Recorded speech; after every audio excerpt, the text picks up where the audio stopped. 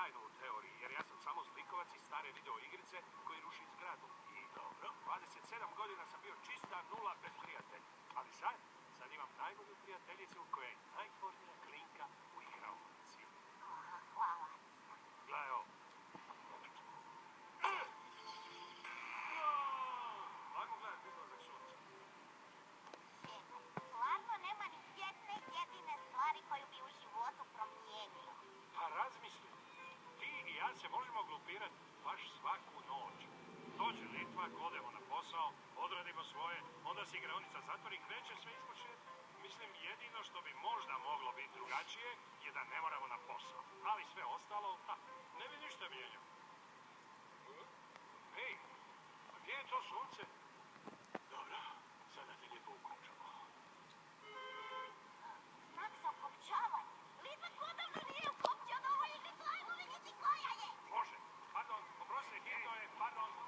Ej, Felikse, Kalgunice, šta se to ukopčava? Pa, Ralfe, Sonic misli da je to neki novi fliper.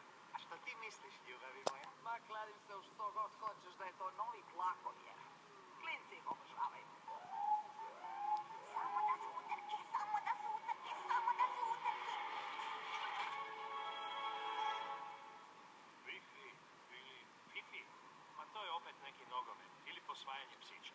To se zapravo čita Wi-Fi, Ralfe. Da, to sam i rekao. A Wi-Fi je internet, što je mrežna zajednica kamo ljudi odlaze kupovati, igrati igrice i družiti se. A ne, ni najmanje. Na znaku piše Wi-Fi, a trebalo bi pisati bye-bye. A to je samo malo humora, ali ozbiljno. Internet izmijurija novije, drugačije i zato ga se treba bojati. Dakle, držte se podalje. Dajte više, krenite na posao. Konačno se uključi nešto novo i onda ne smijemo tamo ni prismrditi. To nije uopće pošteno. Igrica s utrkama bi baš bila kala. Nešto neštima s tvojom igricom. Ma ne, samo svi nivoji su otključani, znam svaku prečicu. Ono, da bar imamo jednu novu stazu. Novu stazu? Pa imaš čak 3 za birati. Da, ali zar ti nikad ne poželiš da se nešto novo dogodi u tvojoj igrici? Ne. Stvarno? Pa, slažem se da se ne slažemo. Čekaj, želim se ne slagati. Ne, to je samo fin način za reći da se ne moramo svađati. Svađamo se, ne želim se svađati. Ma daj, zaboravi to i ajde